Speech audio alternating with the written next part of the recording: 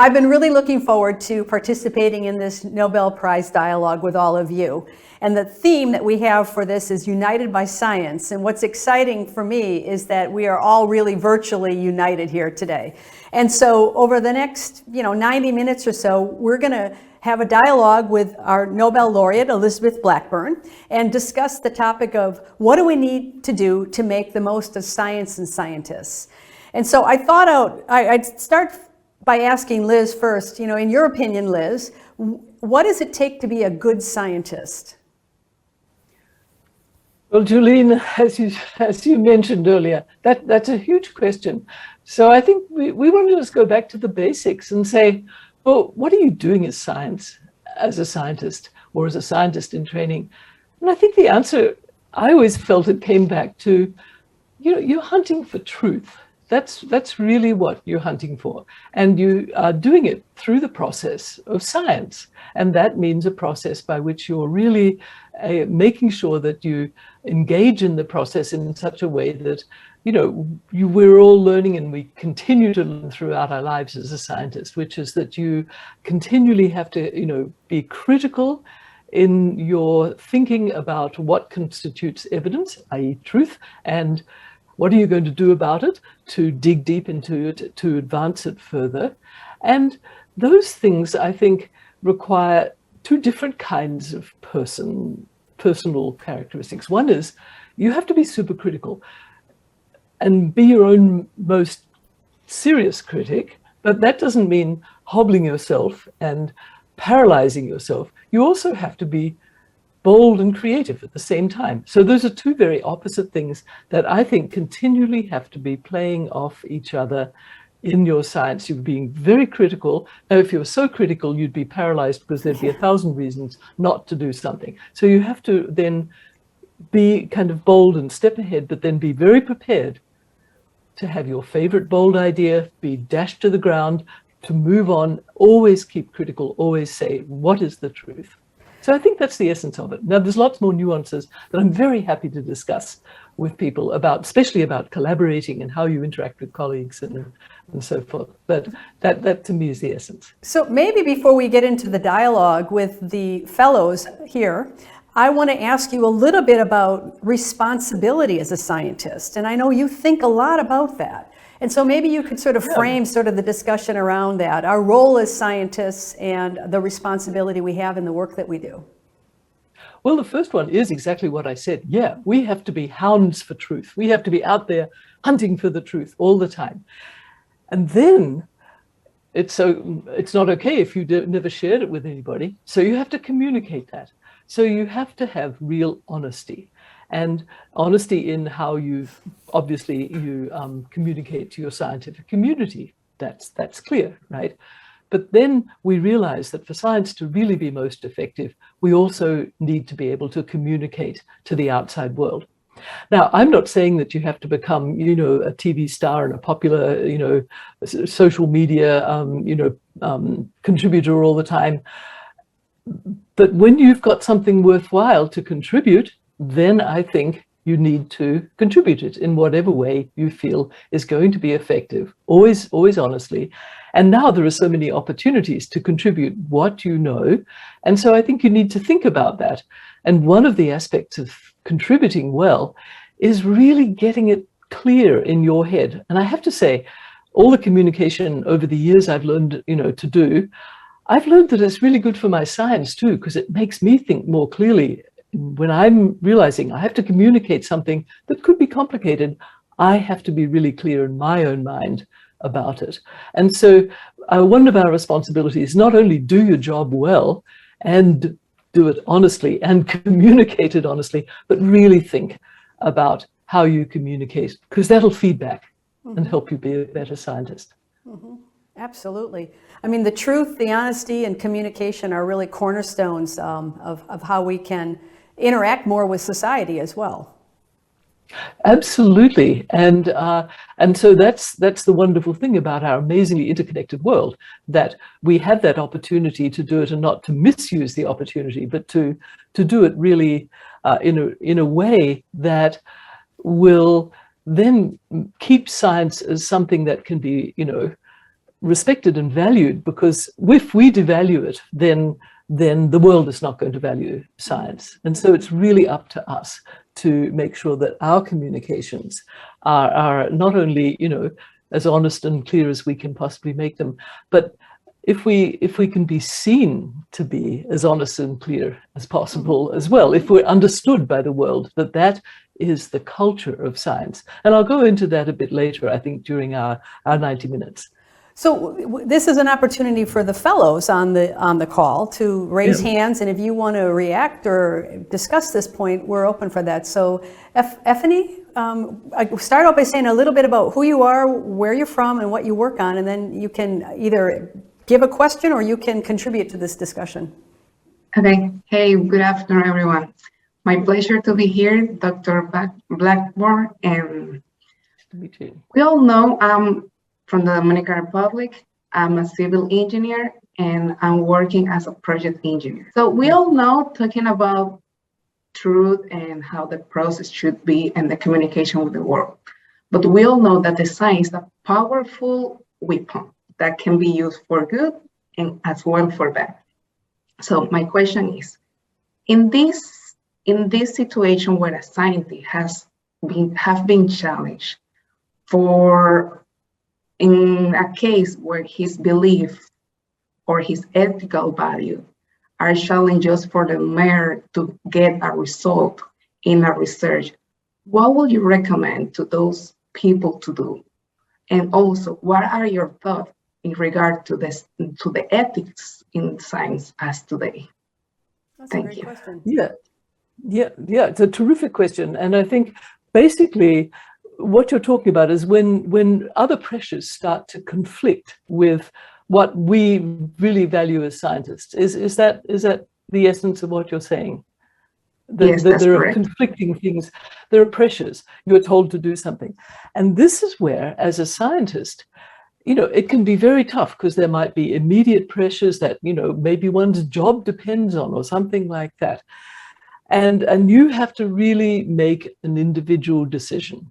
And so one of the things that I've been working on recently, and I'll now bring this in, is that in our profession, it's very interesting. Unlike the medical profession, which has something which is called the Hippocratic Oath, you've probably all heard of it, and it means you have a code of conduct. And basically, we don't have a code of conduct in science. And so I've been working on something, and I'd like you to jot it down and then look at it after our 90 minutes. And it's Guideline for Scientists. And this has been something that's been got together with a whole group of scientists, young and old, and especially young, and have come up with 10 kinds of goals of what you should be as a scientist. So it's called Lindau, because that's the place. LINDAU guidelines.org, all one word. Don't do it now, but look it up later, because it basically is, if we have a code of conduct as scientists, then you've got something to refer back to where you can say, look, I'm a scientist, this is what we do. It's not like, oh, you're a picky person and you're being awkward and something. It can help to depersonalize it. But it is up to you. And that's the difficulty, because I know there are many times when a drug company might want a certain result, when some environmental situation might want a certain result, where an industrial employer might want a certain result, a political employer might want to hear something. If you're not doing that, if you're not adhering, to what we know as guidelines, then you're not being a scientist anymore. You're functioning as a citizen, as an individual who's made certain choices. And I think that's where you, especially as the young generation of scientists, you can grow the culture, right? And it's in line with what you said about being truth seekers, and then the honesty, and then being able to communicate that to people in a way that's understandable. Yes, and that's a really good point. How would you communicate this to an employer who's, you depend on for your livelihood, but you need to do something? So if you can communicate it, learning that kind of communication is actually really helpful. And as a project manager, you will know the value of learning to communicate with the people in your team so they're effective. So there's a lot of ways. When I talk about communication, I think it probably behooves us all. Behooves meaning, does us good to actually take some trouble to learn the art of communication.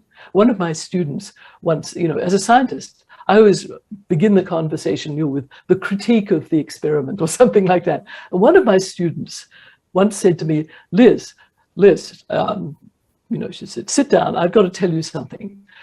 It's called the sandwich technique. First you say something good, then you give the criticism, then you say something good at the end, and then people will listen to the criticism.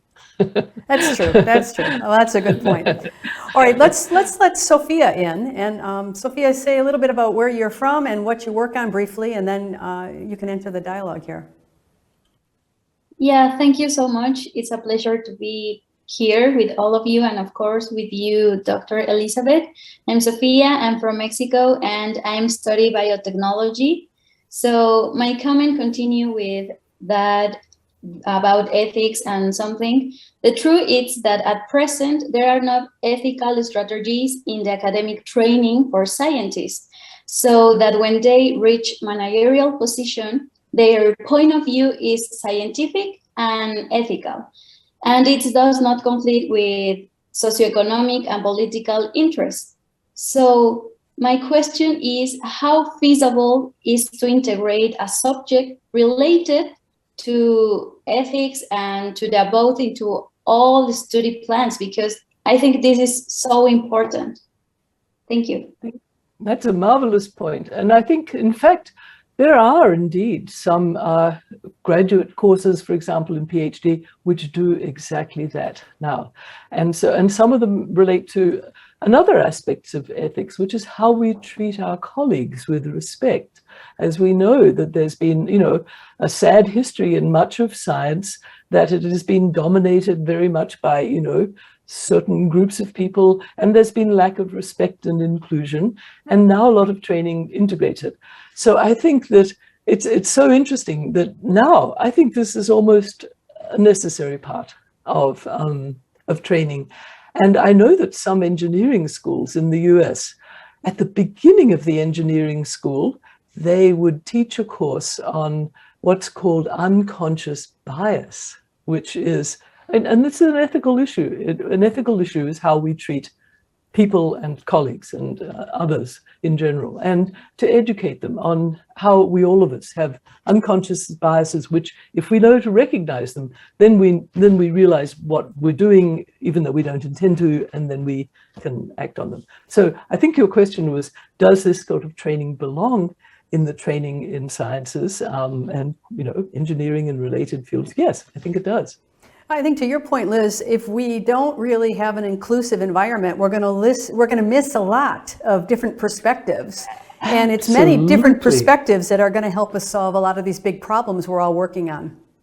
And there's so much good research that says when you have complex problems, you don't want to have one group think, all the same people with all the same background coming up with the same sort of old solutions all over again. You need to have a lot of different inputs. And I think it's, I remember once when we had an undergraduate from a small underrepresented minority college come to our lab to do a summer project, and it was a whole program, and we were doing our research. And I was talking about something very obscure. I think it was like telomerase and mitochondria. And this person said to me, Liz, why is this important? And I suddenly thought, that is such a good question to ask, because we were so lost in the minutiae of this. And you have to step back and you say, well, yes, of course, when we do science, we do go into the tiny, tiny, deep details, because that's how we ferret out the truth. But why are we doing this? And so I just love it when we have these sorts of communications with people where we talk about these things that we just don't think about in our day-to-day lives. Okay, that's a good point. Eloisa, I'll let Eloisa in next. Hi, thank you. Hi. Thank you for this opportunity. I am from Venezuela. I am doing a master's degree in immunology in Venezuelan Institute of Scientific Research. Hi, doctor. I have two questions. The first one each research has different experience during first year of their career. So, what was your experience in the first year, in the first years of your careers, and the last one? Do you feel you still have a dream or a goal you have not achieved yet? Okay. Well, I'll go to your first year was, I was doing something called an honors undergraduate degree at the University of Melbourne in Australia, where you were allowed to specialize for a whole year in biochemistry.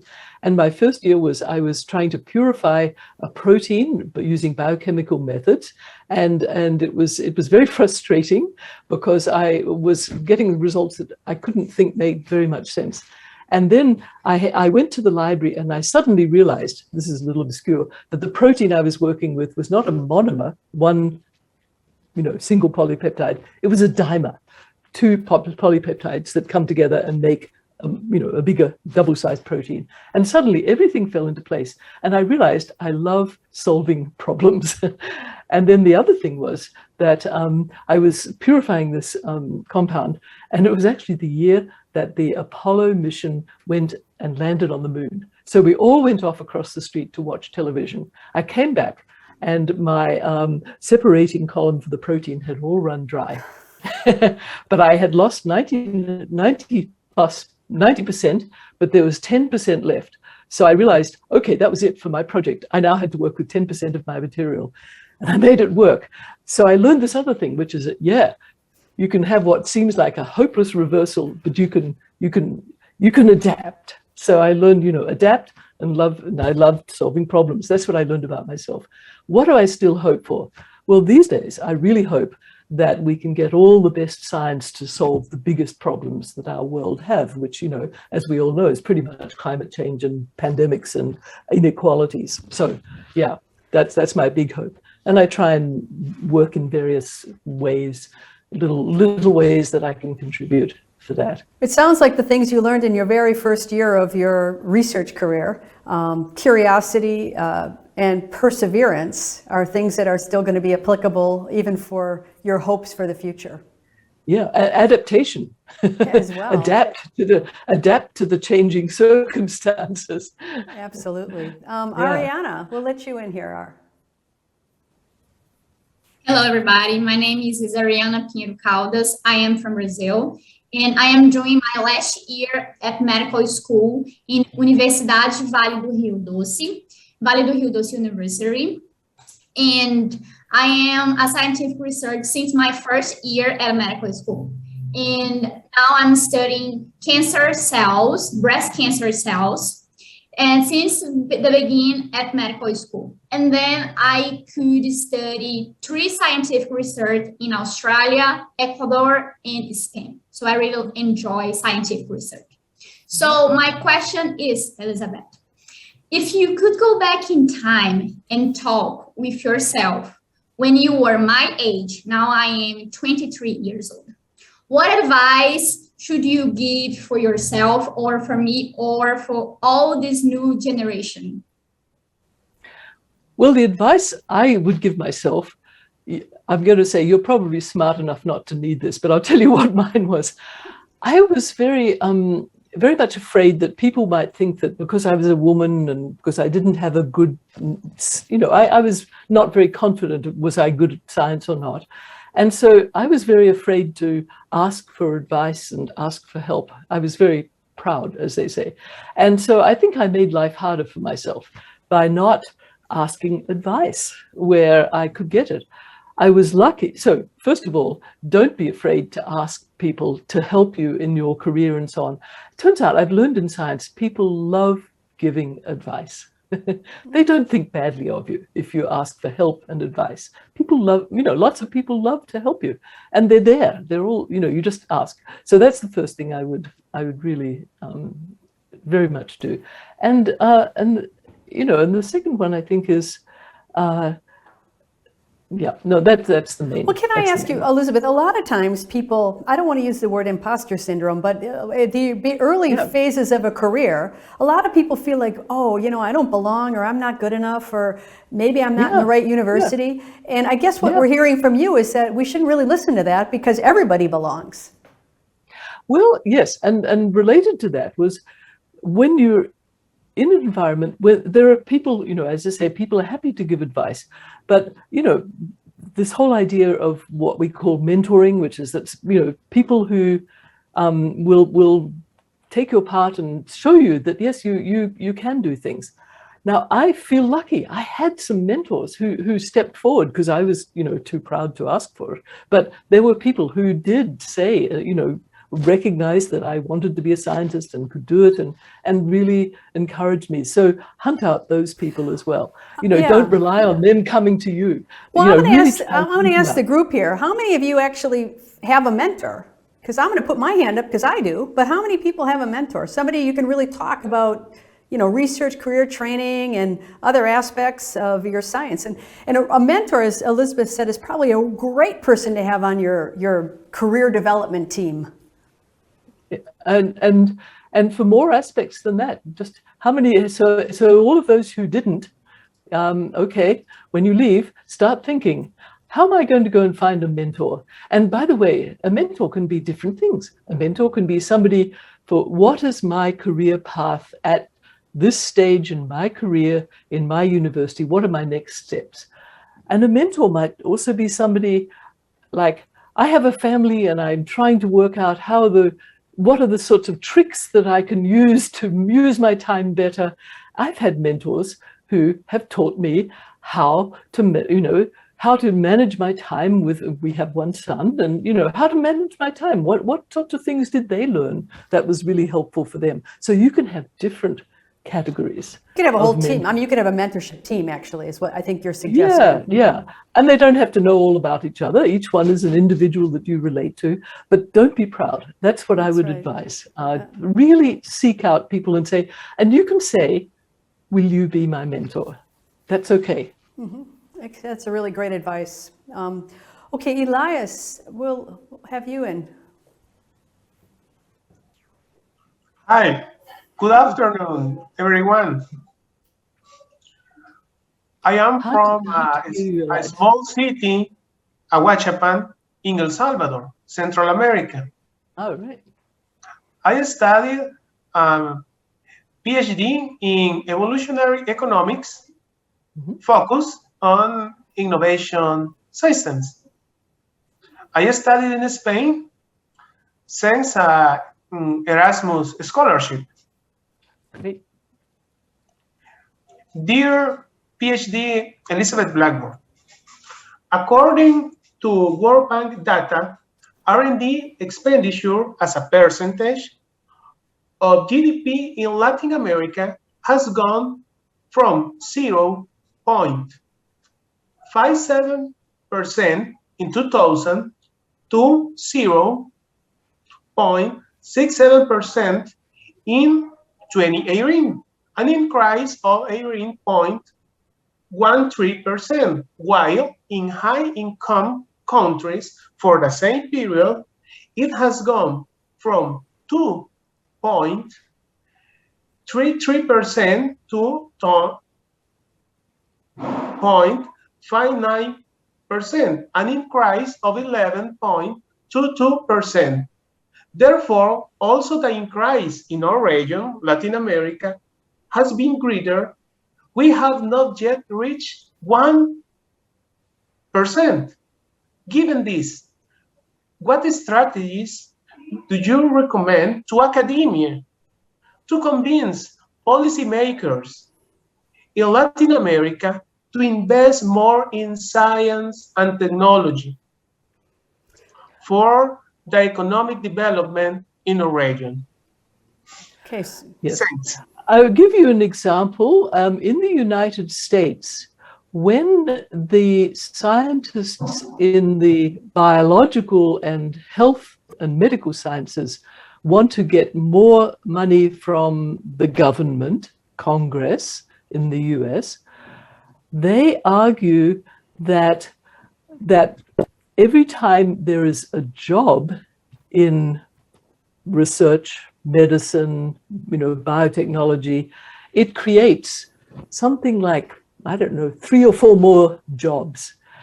They also show that if the government invests a certain amount of money in research in one, let's say one state, then that creates over the next few years a certain amount of extra money.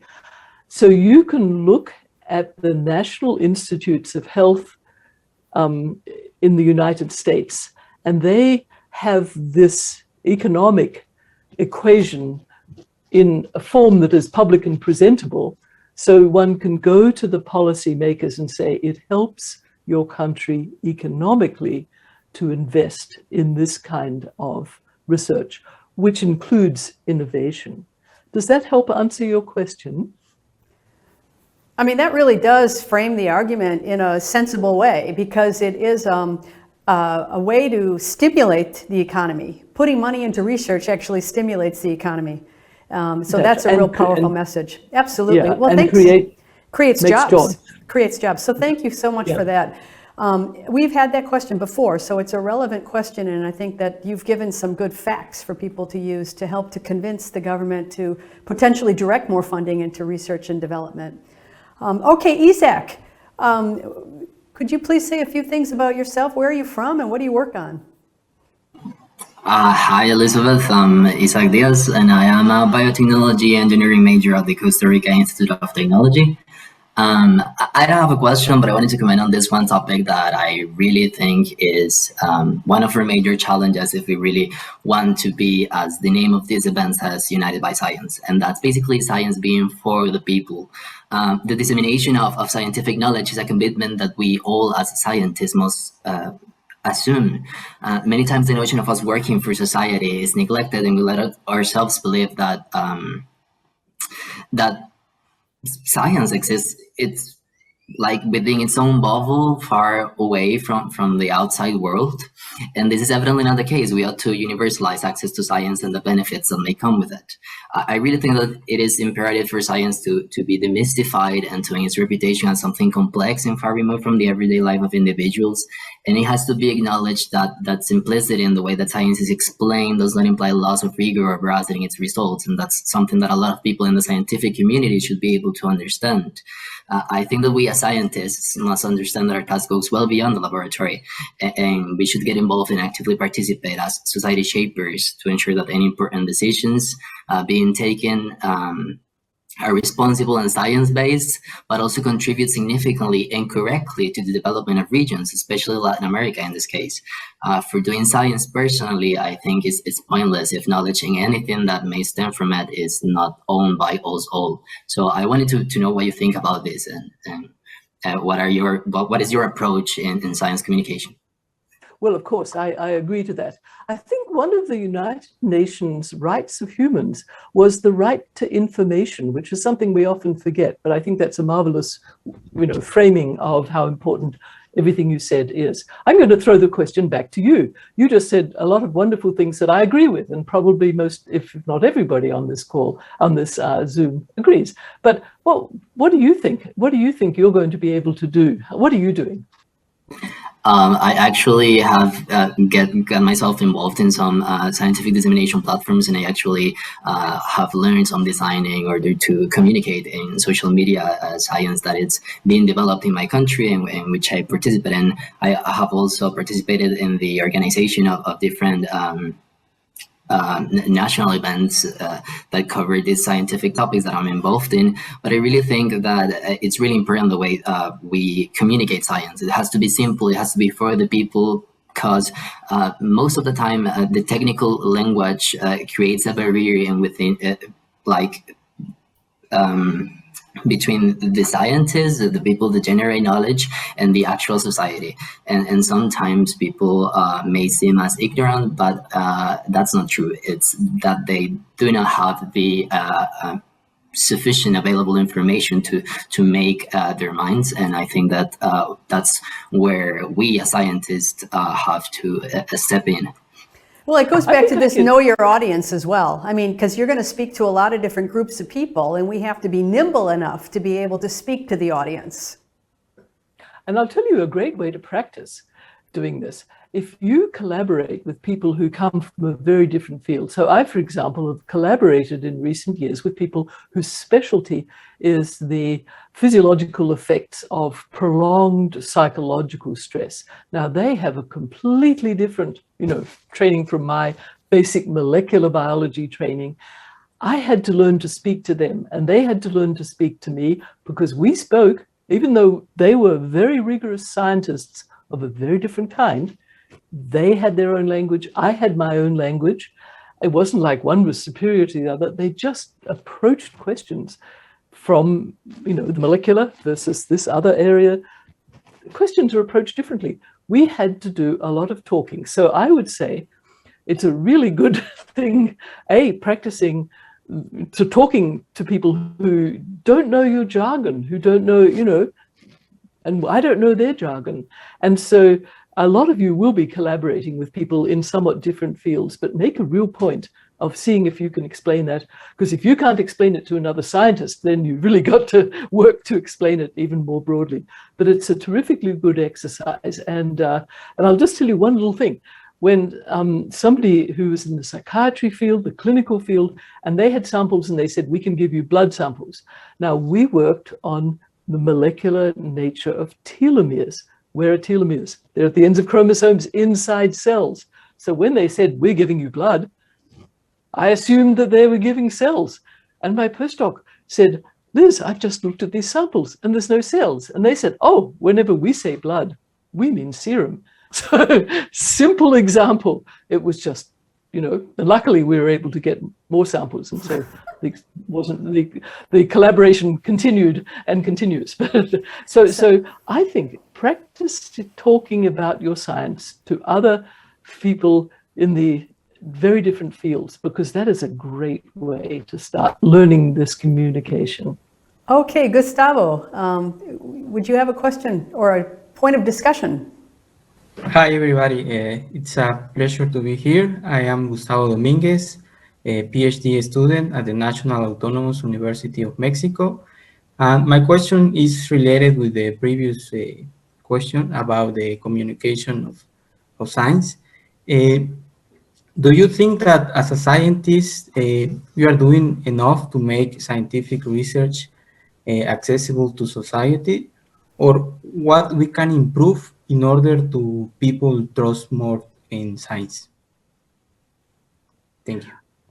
Yeah, I think you've hit on the exact point, which is so important, which is the trust, which we know is a worldwide problem, and we've seen it, played out in ways that relate to the pandemic and to climate change. And so, communication is one thing, and I think we touched on the idea of not only communicating the science and trying to be clear, which there are various ways we can teach ourselves and be taught how to do that better and better, but also, what does trust involve? And it's been pointed out that trust often involves people you interact with directly or people who are in your community, and so that's a very good way to start. And some people just sort of know scientists, but you interact with other people. You go and you buy food at the store. You interact with a lot of people, and I think if you can show them that you're a human being and that you're a person, then somehow the word scientist won't be some distant, white-coated figure alone in a lab somewhere. It will be, it's that nice fellow who comes and buys, croissants or bread from me once a week or something like that. So I think, showing your humanity is a big issue, and just, it matters. Showing that you care about people. Yeah. Mm-hmm. See, is it Isabel? Isabella? Hello, everyone. I'm Isabela Ferreira. I'm from Brazil and a PhD student in health science, focusing on oncology at the Federal University of Uberlândia in the state of Minas Gerais. First of all, I'm glad to be here. It's a huge pleasure talking to Dr. Elizabeth Blackburn, such an amazing researcher. Well, I've listened to a podcast where you, Dr. Blackburn, said, stop just looking down the microscope and start looking out the window. So I have been thinking about this, and I would like to ask you, how can we, scientists, effectively do this? What's is the real meaning of this phrase for you? Well, when I say looking down the microscope, it was actually also looking at molecules. So it wasn't just down the microscope, but the public understands what a microscope is, that you're looking deeply into something. So I think that it is important to, looking out the window to me meant more and more it became clear that the kinds of things we had learned through doing in-depth science would have potential applicability, relevance to broader things in people's health, for example, and disease implications. So that's sort of more looking out the window, even though I myself was not the expert in, say, clinical oncology or something. But that kind of thinking, I think for me, as I look through my career, it was important for me to become good at something. I happen to be, getting good at the parts where you're looking in depth, molecular and cellular, detailed sorts of approaches. And then you can bring something to a collaboration where you can now start to collaborate with people who are looking at things in different ways. Maybe somebody who's looking at something very broadly can now realize that they would get value by working with somebody who's looking down the microscope in depth. So I think you want to be thinking about these things, but you also do want to be really investing the terrific time and effort that it does take to be a really good scientist, to be really good at what you are, because then you have something valuable to offer. I think we all want to solve the world's problems, all of them, right? Well, we can't solve them all, but we can bring parts of what we are good at to help and contribute. Eduardo, do you want to discuss that point, or do you have a new point you want to bring up? Hello, everyone. I mix both, maybe. First of all, I am Eduardo. I'm from Peru. And I am a geneticist. I have to admit that I am a huge fanboy of you, Miss Dr. Blackburn. During my subjects, in chromosome structure or oncogenetics, I have literally read your papers, and I am so it's my honor to be here with all of you. But well, now I am doing a master in health policies. And maybe it's this way. Like many scientists, young scientists or old scientists in Latin America, things like, okay, we are scientists, we are supposed to do lab jobs, maybe bioinformatic jobs, and that's very, very well. That's great. That's okay. But maybe in relation with, for example, how we can involve science and policies, or how can we, look out of the window, through the window. Maybe you can recommend for the young scientists to do, you said that we are supposed to know something really well, to get something to give to the other part of the world, to the other people. That's great. But do you think that a scientist's place is the lab, only the lab? Or what do you think? What do you recommend for the young scientists to do in this, with these energies and young age? Oh, I think the lab is only one kind of scientific research. You rightfully pointed out bioinformatics. There are computational scientists where really, deep understanding of, things like artificial intelligence, just as a popular example, where, we think of it as a tool in some ways, but there's a great deal to be learned about, really deeply, how does that computer science actually work? And so that's a kind of science where you'd never be in a lab per se. there is the kind of science where I think you're talking about health policies. This means being in the community, but understanding how you can best make the information that you get from working in the community rigorous, reliable information that can then guide policy well. So I think the lab is one kind of training ground because it sets the setting for that kind of thinking. It is a useful training ground in that way. But so long as the thinking is there, science is all about the process and the methods, right? That's really what it's about. But it can be applied in so many, and can be, lived and practiced in so many other settings besides the lab. But it's just, you're quite right. The traditional view is it's in the lab. But if you were studying health policy, I think there's huge amounts of important things that one learns out the window, right? But even there, you do a lot of research and you have to be able to sort out sort of fact from fiction and have kind of an evidence-based recommendation for moving forward. So rigorous scientific training could be applicable to many different professions moving forward. Yes, yeah. And I think you could probably do superb health, community, population science and never have set foot in a lab. Right? You might want to be able to understand some of the biometric and biological and biomarker criteria that are used, for example, or medical criteria, but really the methodology and the critical thinking critically, that's what science, as we talked about at the beginning, that's really what it's about. You really got to engage your brain in this. And there are structures and ways of teaching this, that's what science trains us to do. Mm-hmm. Well, that's a good point. Elena, welcome. Oh, hi everyone. My name is Eliana and I'm from Colombia. I'm a nutrition and pharmacy student. Well, as you are all talking, I believe scientists are more needed nowadays than ever because governments have been realizing that we have to take action now before it's too late. So, for example, the consequences of COVID-19 around all the region and around all the world have been really impacting our lives.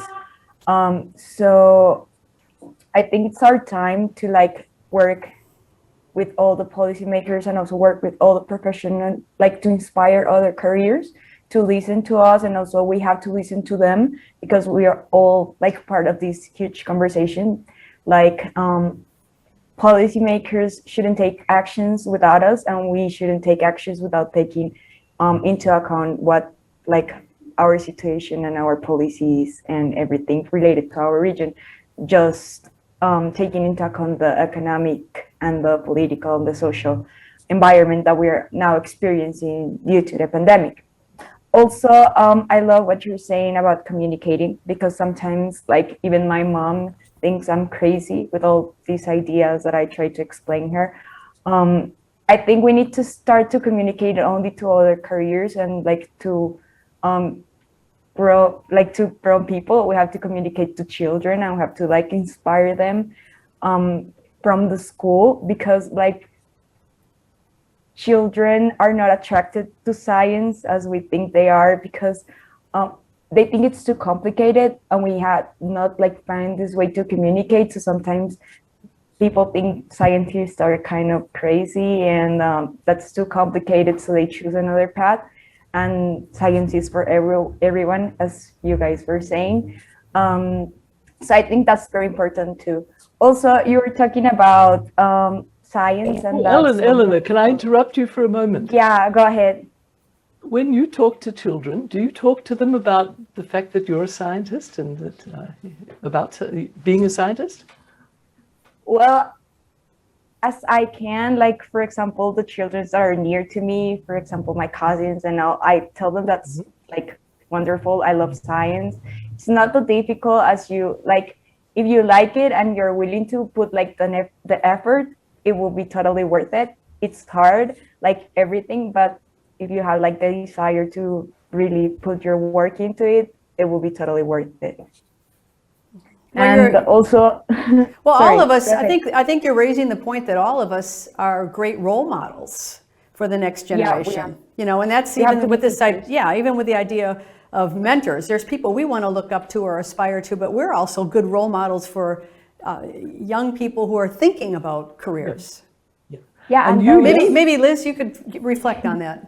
Well, I was going to say, you young people are especially good role models, because if you're a young person, middle school or in your teens or something, you look upon older people, sorry, Julian, like you and me, as so far distant. It's sort of unrelated. But, whenever I had a high school summer intern in my lab, for example, I realized the most important thing was that they saw other young people around them who were, in their 20s. So they seemed, almost human to teenagers, right?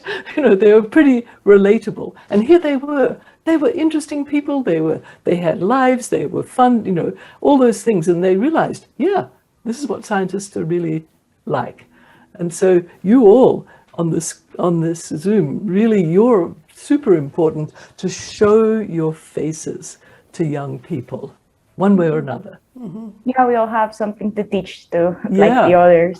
Yeah, absolutely. I know I interrupted you, Eleanor, but I just wanted to touch on this point about young people and how we can all do it.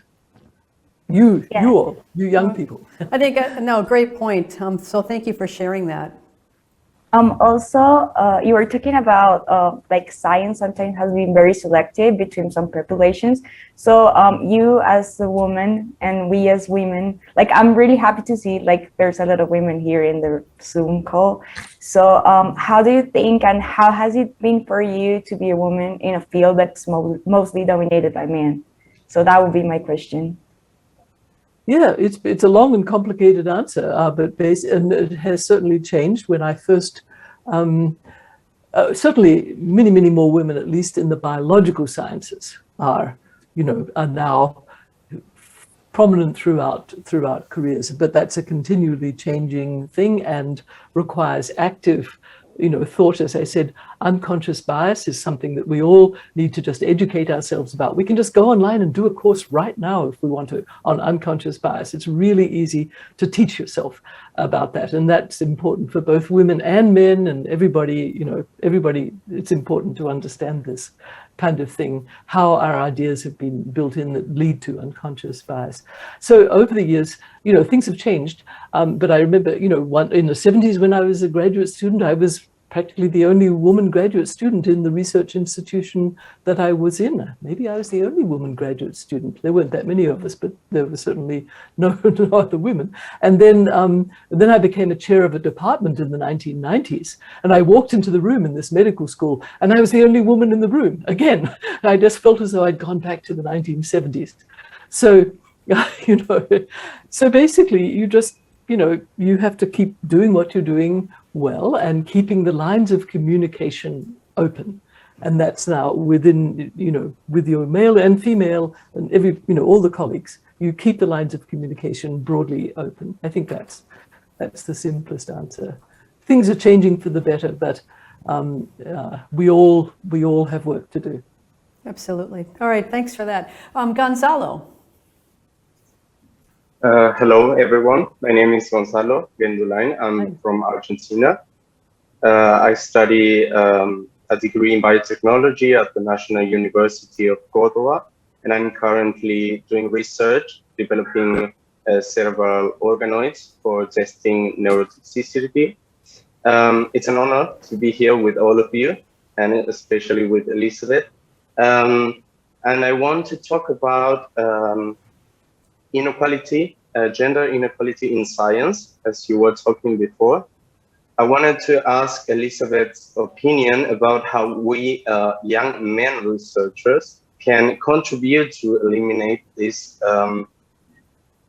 inequalities, and what would you say to a young girl that wants to start a research career in this very patriarchal world? Thank you. Well, it really kind of fits in nicely with the last question that we just had. Right. Yeah, do take one of these online unconscious bias courses. It opens your eyes. They're really, really good for all ages and everybody, of every background. It's really, really helpful because we've all grown up with all sorts of cultural and surrounding situations, and messages have gone into us. And this is really important important to understand. You know, we're all scientists. Surely we want to understand what is shaping. If we're curious, we want to understand what it is. How have we been shaped? And more importantly, how do we just simply, act on it? I mean, we can change behaviors. It's all about behaviors. It's changing actions. We can do it ourselves. Great point. And the other issue is that you have to really keep it on the forefront of your mind. Whenever you're in an opportunity to make a decision, to really look around and have diversity in the forefront. And I think we talked earlier about solving problems. I mean, if everyone looks at the problem from the same perspective, chances are you won't solve it. Yeah. And it's all around you. And so I think Julien's point is really important. You have to be alert, as you said, as a young male colleague, as you a female colleague, whatever, you have to be alert to it. And so, for example, I was on some selection committee in an internal institutional one. I don't have to go, And so basically the different heads of different departments were asked to put forward a name nominating somebody for a rather prestigious fellowship, and then that person would be chosen by the selection committee of which I was a member. And I looked at it and I said, I'm sorry, every one of these is a male. I don't think this is right. Go back to the drawing board, said to the chairs, go back to all the chairs of these departments, the heads, and just say, look, this is not tolerable. You've got to think about something else, about others as well. So sure enough, they came up with terrific names. They just needed one little prompt. So, and you can do that, even as collectively, we all can do that. We can all do that. Yeah. Yes. Yeah. Great.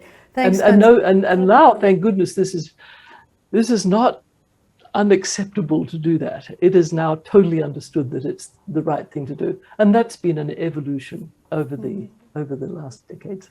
So this is all good. You're in a generation of scientists growing your careers where these things are trending in the right direction, and you can actively participate in them, and it's good.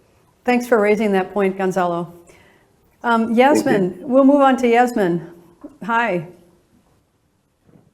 Hi, my name is Yasmin Quintana. I was born and raised in Guatemala. I'm a biologist and I'm doing a PhD in ecology and evolutionary biology. And I want to talk a little bit about science publishing. I think that's a very important topic. And now many journals are moving towards the goal open access, which is very expensive. And we're talking about united science, but it seems that developing countries are being left out of the system.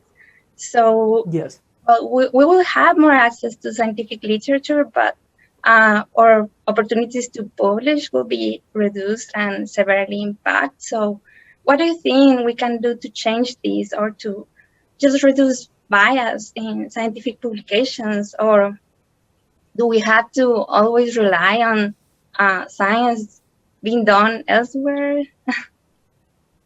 I think, let me make sure I'm clearly understanding, and you're talking about the open access where the authors are required to come up with an amount of money to publish. Is that what you're saying? Yeah, the cost model shifted from, to the authors now. From the reader to the author.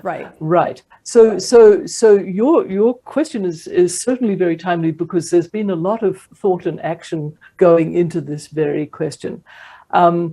Now, at a very individual level, journals, if you say, I don't have the money, and they will understand that if you are from a developing country, this is very likely to be true. They will say, you don't have to pay. Actually, I'll tell you, they even say it for people who are long retired and don't have any grants and things. I haven't done it, but I know people who have. So you can say to the journal, but look, I just don't have the money. And chances are extremely good that they would say, okay, because they realize this. But I think that's not solving the problem in a much more systemic way. That's dealing with it case by case. But I think the more you can do to publicize this problem, the better. And, maybe you could organize a group of people who are, in Guatemala to write a letter to some of the journals and just say, what are going to be your policies? Can you publicize them? try and make it one step more than just the individual cost for your particular paper getting published. So there's a lot of thought and what's the word? Sympathy and concurrence with what you're saying out there. But so, I don't think it's got there yet. When Yasmin raised the question, I noticed, Nicholas, you were nodding. And I don't know if you want to comment on that, because it is a dialogue.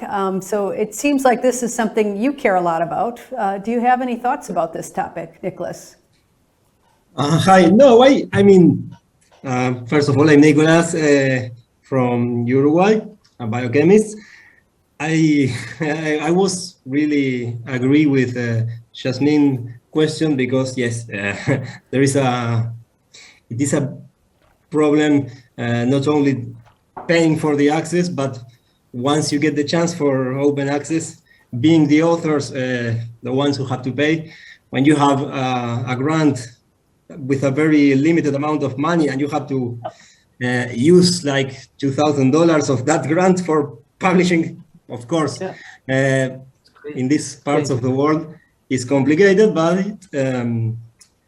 Elizabeth's comment is very nicely accepted, and of course I think it is an issue that we have to begin caring about, because there's something a bit new, and yes, it concerns us all, yes, especially if we want to do things the proper way and the legal way. Good point. Let's see, Lucia. Hi, I am from Chile. I am a med student. I'm really glad to be here with this Nobel Award winning. Well, I am currently working on transcranial direct current stimulation in amblyopia. And I wanted to ask something that is a little away from the topic we were talking recently. The CRISPR gene editing technique is one of the most extraordinary recent advances in biotechnology. I know it sounds like science fiction, but many advances in science sound this way until they work. And I think we must anticipate the ethical repercussions of this. So I wanted to ask, what is your ethical perspective regarding the possibility of applied gene editing in humans in the future? What's your perspective about that, especially in the ethical part of it? Thank you. Yes, no, that's a very important questions, and I break it down into smaller pieces, which is that first of all, there are some monogenetic inherited diseases where if the corrected gene or a correct version of the gene could be CRISPRed into the genome of at least some cell types of a person, you could ameliorate that disease. So it's sort of, it's like, yes, there's a medicine that that person could now have their quality of life enormously improved and their life improved if you use this technology. So to me, that's a pretty obvious, of course one should do it, right? Yeah, if one can and safely, and understand the safely. And then there's, of course, we're going to jump to the big question, which everybody says, well, what if you put in changes in the genome in the germline that you transmitted to the next generation? What about that?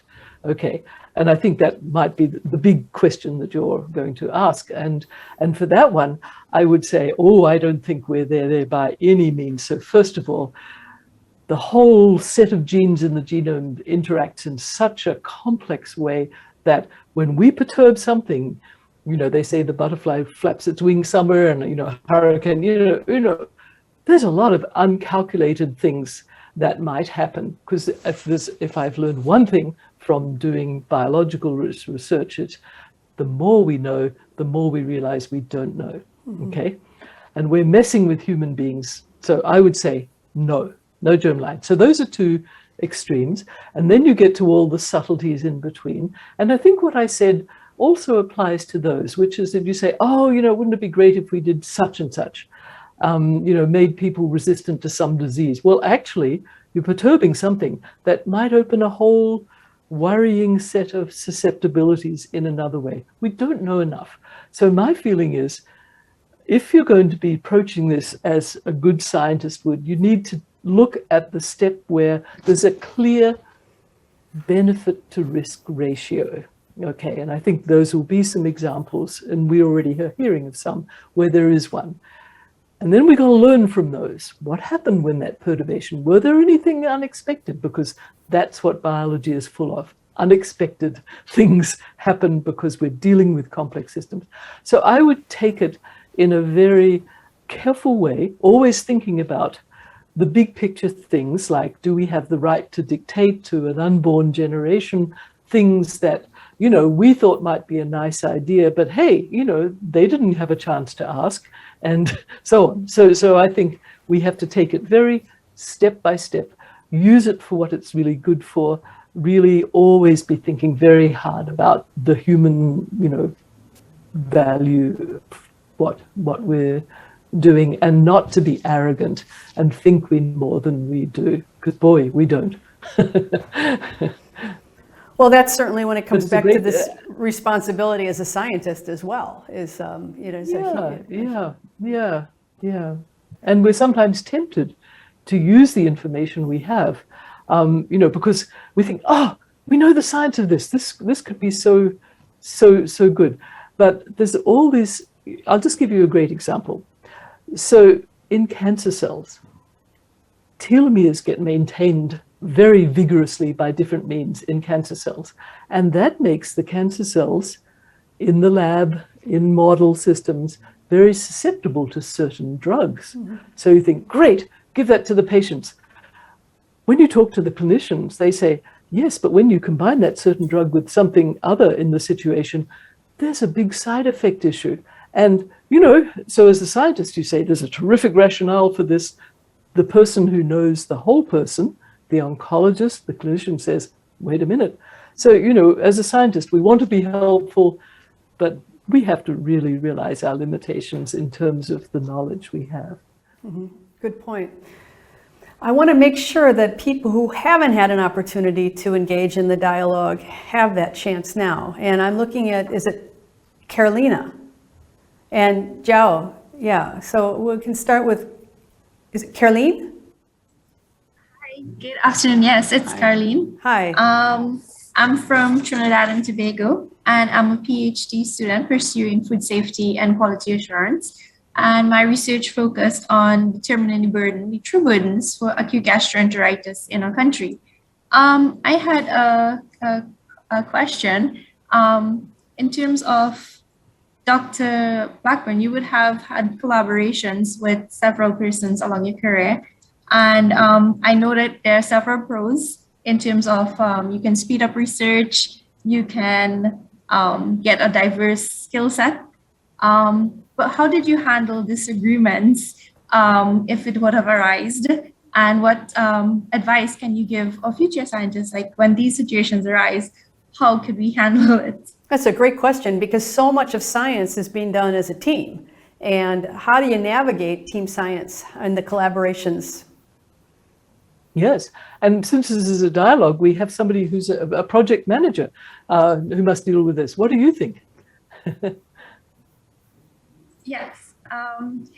So we've had collaborations among several. Actually, the project that we worked on involved several Caribbean countries, and we all looked at it in a positive light in terms of when we could learn from each other, and always every failure was still a result, and we learned from each other. In terms of disagreements, we kind of put that aside and always try to let science prevail at the end of the day. But in terms of advice from you, yes. What did you do? Well, I found that talking with people was so important, especially when we spoke somewhat different scientific technical languages, because our fields were somewhat, complementary to each other, and then would allow you to answer questions in ways that neither field alone could answer in the same way. So basically, it was all about conversation. Now, it's harder in the pandemic, but, you know, in those days, you know, pre-2020, you're sitting down and eating. And I can't tell you how many cups of tea and bowls of nuts and fruits we would sit and eat. You know, just sitting and talking with people would really help when it came to making something more formal. You know, some people, this surprised me, but I think it was quite good. When I started collaborating with people in the clinical world, what I found was that they had a habit that they would, right at the beginning, outline sort of who would have what, even to the point of thinking of authorship. And to me, I was very surprised because I thought these would evolve with the project, but I realized it was actually really good to have something laid out. So if you don't know the people so well, and you haven't been able to sit down and have a cup of tea with them and talk with them and, you know, eat from a bowl of nuts with them and just sort of sit around, then writing something down in a very friendly but clear way and giving everybody a chance to have input before proceeding, you know, that kind of thing might be helpful, because then, you know, usually the disagreements arise from misunderstanding. So then you can avoid misunderstandings. So I think, you know, we've been talking about communication in so many different contexts, and this is another one. And, you know, often as scientists, our personalities are rather introverted. I was a very quiet, introverted person. I had to develop talking to people. So it doesn't come naturally. You know, a lot of things that we have to be training ourselves to be doing, which is not just doing good science, but all these other things to make it effective. So it sounds as though you Carolina, you already were doing things in a very constructive way that I think we could all learn from. Thank you very much. Well, really good point about communication and managing expectations between different team members was really key. We should ask Julene, what did she do in situations like that? Come on, Julene, we haven't put you on the spot yet.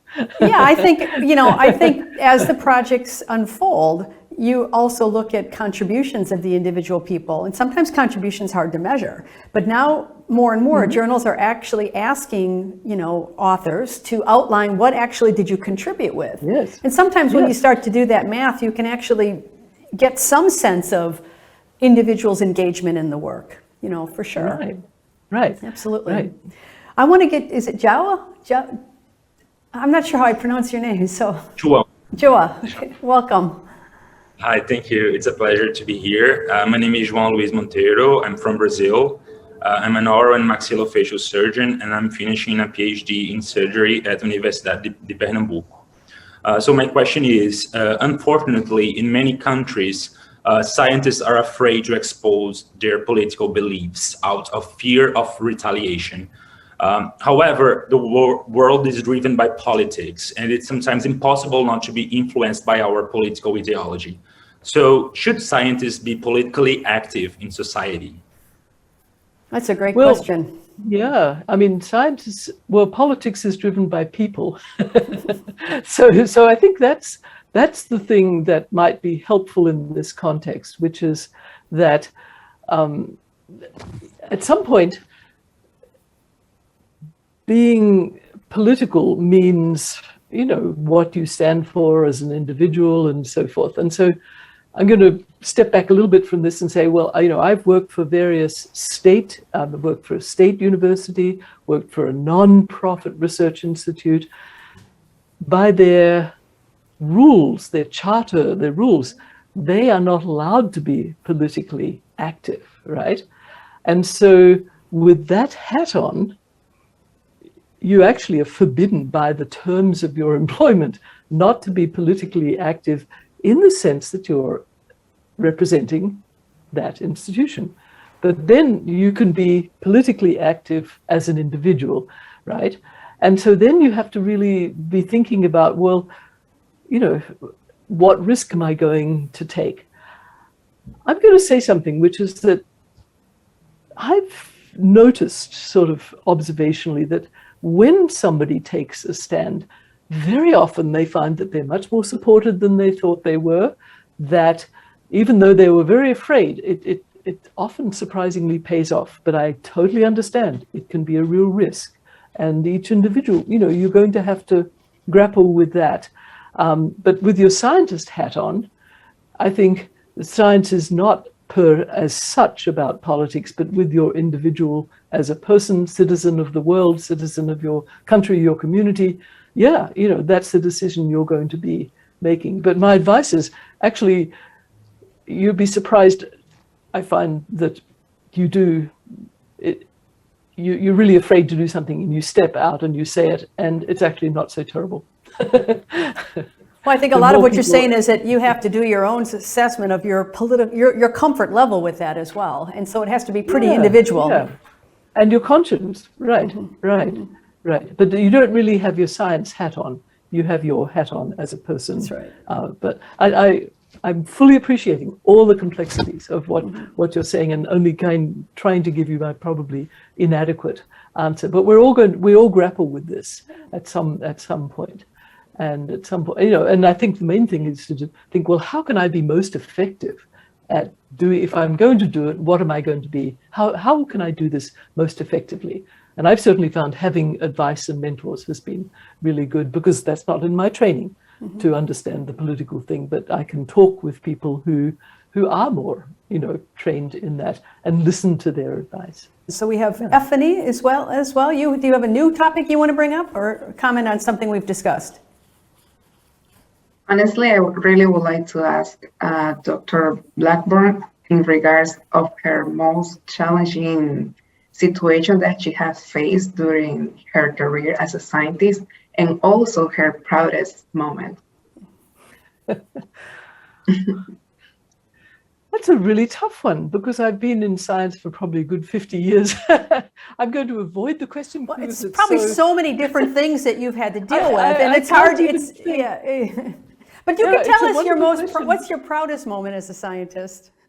Proudest moment as a scientist. That's hard too, isn't it? It's really hard, because you see, if I pull out one, then it's like degrading others. But there've been so many different proudest. A friend of mine compared science to being a musician, and said you're only as good as your last hit. I don't think that's true. Yeah, I mean, it might be true in certain career things, but no, it's not the most recent. I was going to say, I think an experiment was very beautiful, and so I like your musician allusion, because I was trained in my master's degree in Australia before I went to England for my PhD, and the person there who was the lab head and was training us to do it was lab work, he said, you should think of every experiment as a Mozart sonatina. It should be really beautiful. And I just thought, what an interesting way, what a great way to think about it. So when there's something that has scientifically been very, very beautiful, it's just worked out beautifully, or some thinking is, that's what I'm proud of. But I'm hard put, sorry about that. And my mind has been so busy with all these other important questions. I haven't given the thought to this that I should. Okay, great. Okay, Ariana. So just to continue what Stephanie was saying, now it's just curious, but then I have a question too. What you did when you felt very down about some study, about some research, like how you feel better when something bad happening with you? Do you like to listen to songs? Do you like to walk? Do you like spending time with your family? It's just curious, because I think when we have an idol, like I see you like my idol, we always want to know, like, this curious thing about you. Well, I'll take the first part first, because I think that's the part that we're all going to live with as scientists, which is that we're going to have disappointments. We're always going to have setbacks. And I would need to take comfort. And often it was just interacting with people I like, my family, just having some interactions that weren't about science.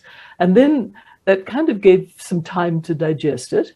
and that sort of gave me some strength. So I think our human support in society and family, and especially friends and family, that's really important. So really seek them out when you have, and you don't have to be talking about the setback, just seeking out the company. We humans are so sociable.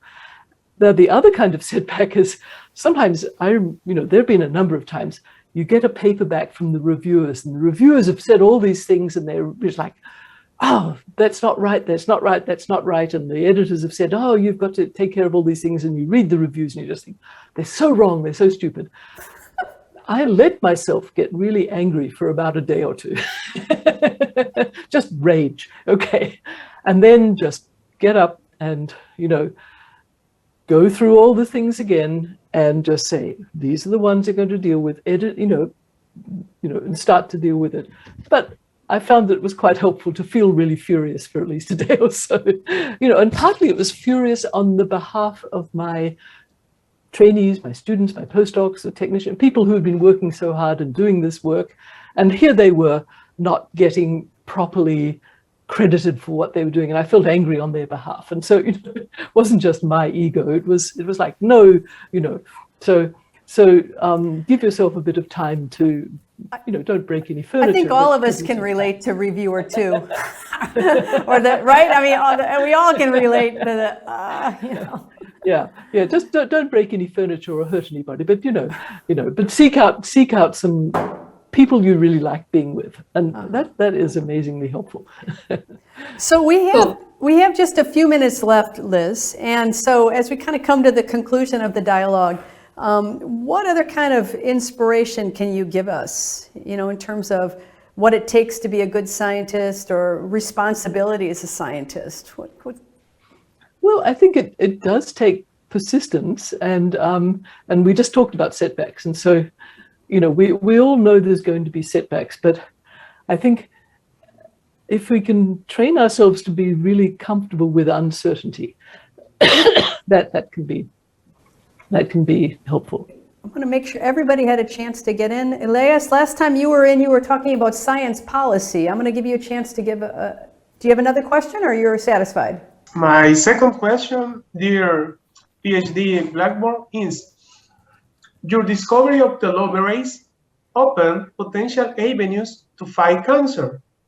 In your opinion, will a cure be found for this illness in the next 20 years?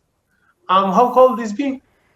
Curiosity. So you're asked to look into your crystal ball and let us know if you think we'll find the cure for cancer in the next 20 years. Could well happen. Could well and happen. Better still, and we might be able to intercept cancer early enough by understanding it that we could actually prevent it from, progressing fully into cancers. I think we could find a lot of ways, but I think if we wait for the full cancer to develop, that's going to be harder. More and more, I like the idea that we intercept cancer, understanding its early biology, so we can catch it early. There's so much done with biomarkers and diagnostics now that's kind of revolutionized the whole field, and we've got a lot of people nodding their heads yes to this. Yeah, and not just diagnostics and detection, but actually being able to understand the biology. This is the early event. We can have a treatment before the cancer has become so complicated that it's able to evade so many other cancers. And the immune system is our great ally in all of this. Absolutely. Okay, we have time for a few more questions here. Eduardo, you've been wanting to get in for a while. Yeah, great, thank you. Well, I want to introduce a subject, a serious one, about the mental health. We know that, for example, PhD students are much more affected from, diseases, mental health diseases, probably because the stress, probably because the frustration about maybe the experiments, maybe the financiation, how the money gets. I remember when I was applying for a PhD that was frustrated because of the pandemic, but I have a mentor that asked me, "Are you sure that you want to follow this path? I mean, maybe because I want to do much more applied science. Maybe you will prefer to do a medical degree, not a PhD or an MD PhD. and many other paths. I mean, like, hey, taking into account that there is not one only path for a scientist. And this PhD path is many times compromised by the mental health. So I don't know, what do you think, or what do you can advise for the students to manage this situation?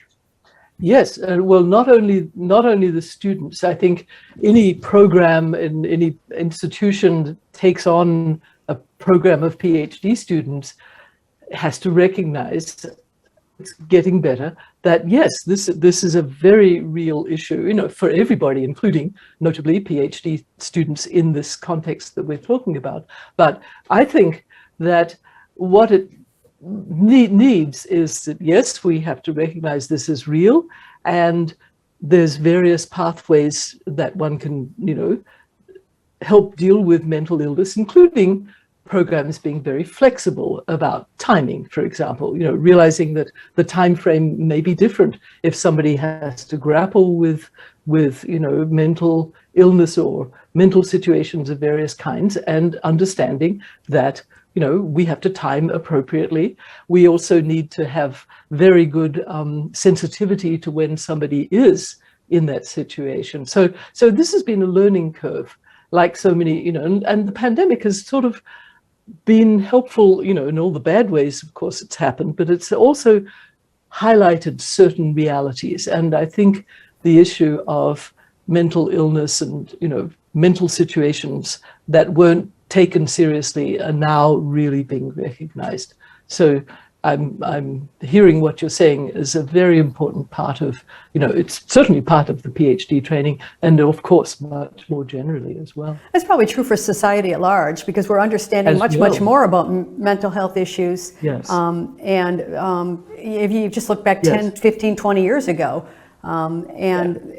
environments are being kinder. There's better ways to understand, identify, and hopefully help people who are struggling. Yeah.